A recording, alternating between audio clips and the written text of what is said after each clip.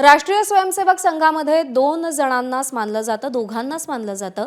पौराणिक काळामध्ये हनुमान आणि आधुनिक काळामध्ये छत्रपती शिवाजी महाराज हे दोघंच संघाचे आदर्श आहेत, असं विधान सरसंघचालक मोहन भागवत यांनी केलंय।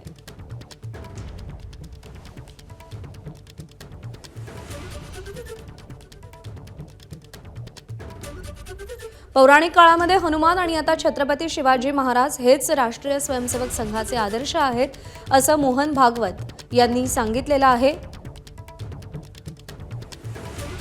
राष्ट्रीय स्वयंसेवक संघात केवळ दोघांनाच मानलं जातं। पौराणिक काळामध्ये हनुमान आणि आधुनिक काळात छत्रपती शिवाजी महाराज हे दोघंच संघाचे आदर्श आहेत, असं मोहन भागवत म्हणाले।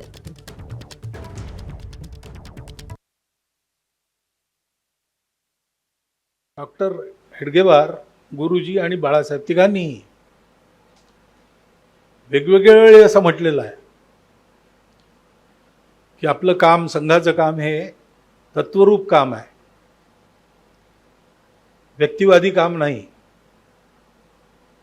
ते चालू राहतं, व्यक्ती येतात आणि जातात, परंतु अशी निर्गुण उपासना कठीण असते।